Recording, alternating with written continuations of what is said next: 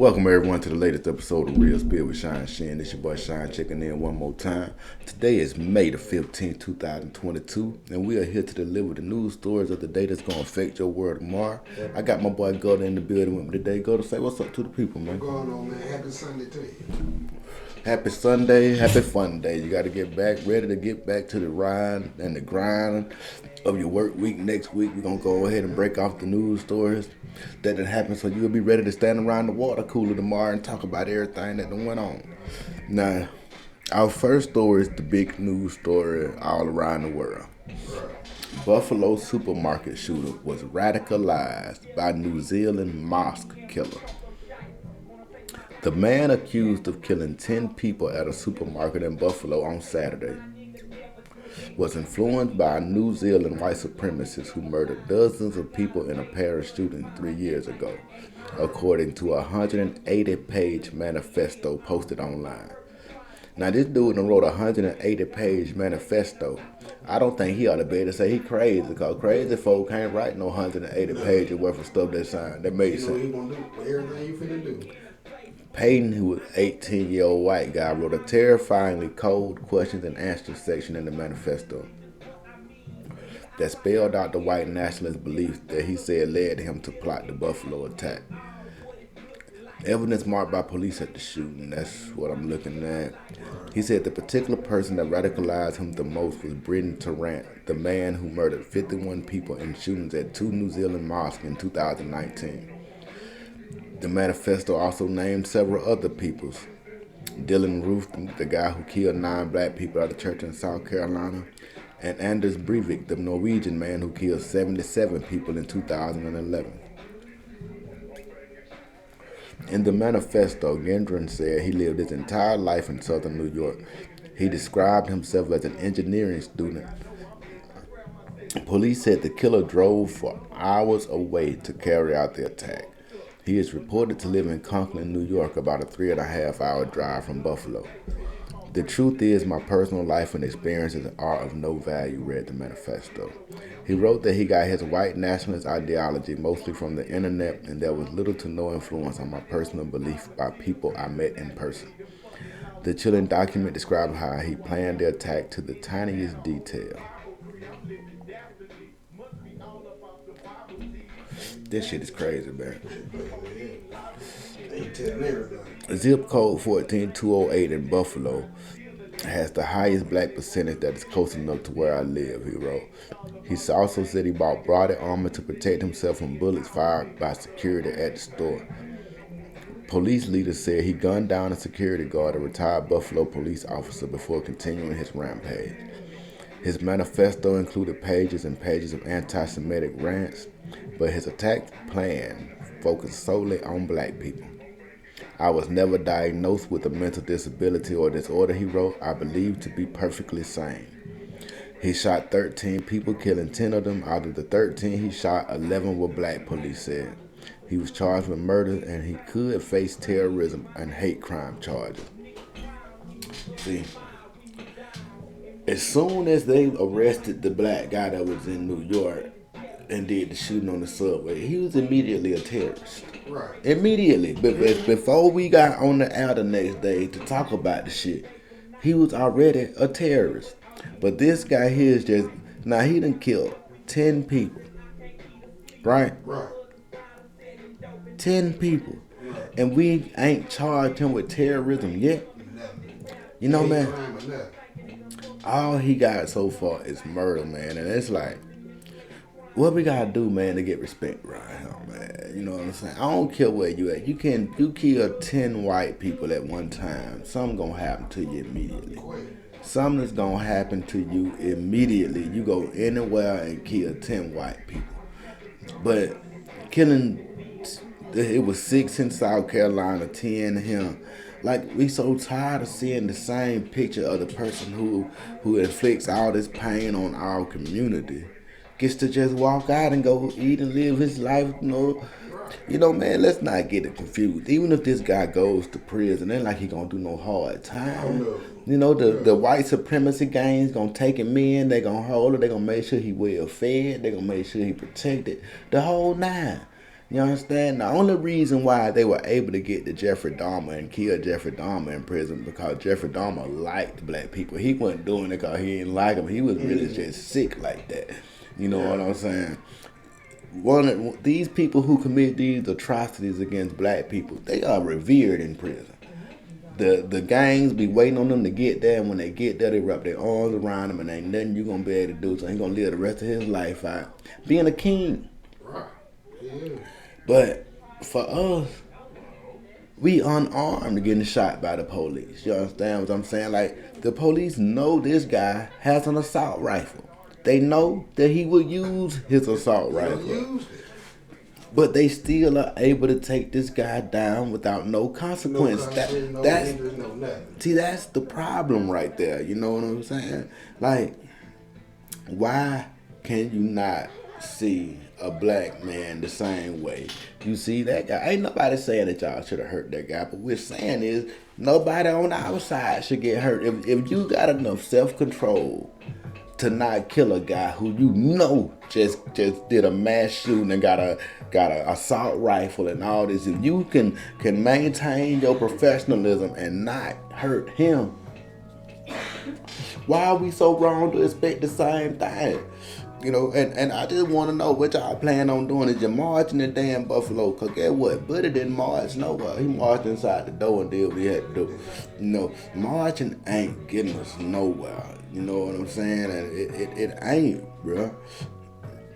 And you know, as long as it's these kind of organizations are able to be around with no impunity, like they came and picked up YSL. They got lucha people. Like, any kind of gang or organization black people get, it's gonna be thoroughly investigated and something's gonna come out of that. Right. The Black Panthers was feeding babies and they found something to get them with. You know what I'm saying? So you can't tell me that it ain't something you could do to help dismantle this organization. Like, I feel like if they wanted to dismantle the gangs in black neighborhoods, they could do it. Yeah, they can. The same way you dismantled the good organization, the Black Panthers, and the Muslims that was coming up in the 70s and everything. You know, the guys outside with the bean pies and stuff like that. The same way you took their organization down to another level, they could do the same thing to any organization that they want to. But the fact of the matter is, a lot of people that's in that organization are also in position of power, and if you ask me, just from the outside looking in, if you ask me, I think that's one of the major reasons that they keep Larry Hoover locked up. You know, if you know the story and you follow the news, Larry Hoover is all about growth and development. Now, he wants his people to do things to get in positions of power. Right. So you can actually make some changes. Right. You know, we got to stop making our people in the hood feel like when you have your son, man, you need to bless your son and start telling him every day, boy, I want you to be a senator. Yeah. Boy, I want you to be a doctor. Stop pushing him into these athletics and stuff like that right there, because, you know, that ain't our way out. As a race, that is not our way out. That is our way to continuously be subservient. You know, because, yeah, they paying you good money, but they ain't paying you enough money for you to be them. You know what I'm saying? And it just seems to me that we got all these problems with all these different organizations and how they handle their business, but we too scared to start our own. Now, if you think for a second anybody gonna show up to watch an all-white NFL team, when you know what I'm saying? Right. When you got another league that's featuring black players, Yeah.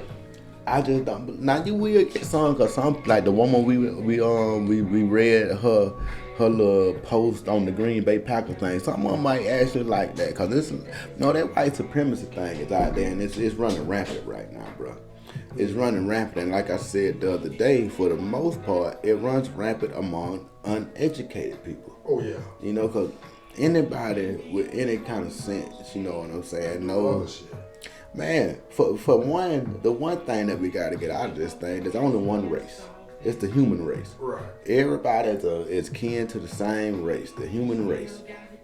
Now it's different ethnicities, different cultures, different things of that nature. But you can't get mad at nobody over a culture. How you mad at that person by how they were raised and everything? You know what I'm saying? But the thing with white supremacists, man, they feel like, you know, the slave age is so romanticized to them. You know, cause for one, a lot of these white people think just cause they was white, they come from slave owners. You know what I'm saying? They think just cause I'm white, my people had people working for them back in the day. No, man, it's a small percentage. And most of the people who owned slaves back then in those days, most of the people that started it back then, fam, most of them folks still got money. Right. So if you a poor white person, you wasn't one of them people. You would probably right alongside us. You might have been an overseer. You know what I'm saying? They might have made you a supervisor. You know what I'm saying? Because you were white and everything, but you still couldn't go nowhere. You know, on Django, the dudes riding the horses and everything, they had to stay there till their debt was paid off. Right. They couldn't just decide tomorrow we gonna leave and move. Nah, that man can send the folks that you just like he'll send them at a runaway slave. You know, it was all about debt back then. If you owe somebody, they can keep you somewhere until your debt paid off. And that was the thing.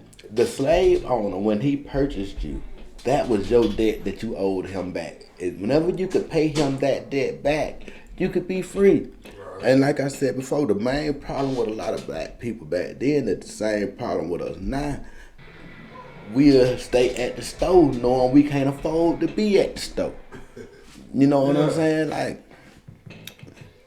and that's the thing that kept us indebted to the man. And I ain't gonna act like he didn't do tricks. Like, yeah, he gonna charge you extra for it. You getting it on credit. Everywhere you go, if you buy something on credit, you paying more for it than somebody paying for cash.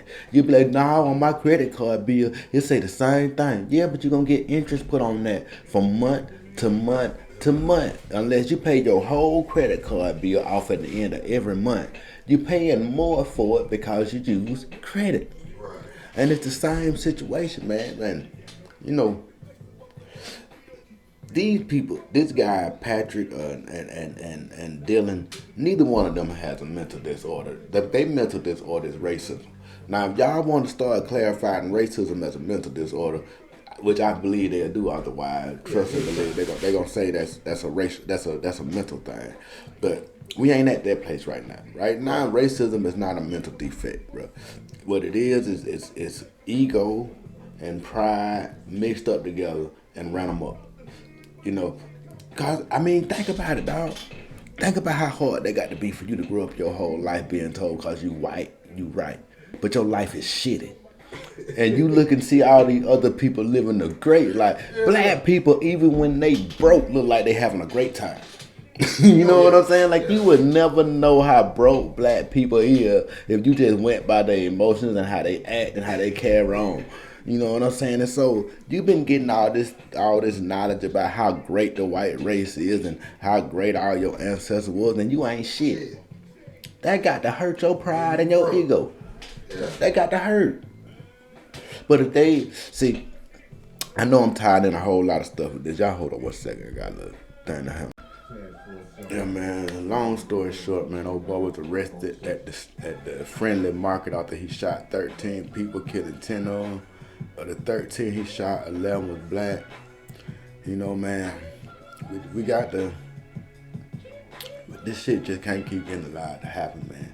You know, and if this guy don't get charged under that new federal hate crime law and he doesn't get severe penalties, I'm talking about he need to be sent to that prison they got in Colorado.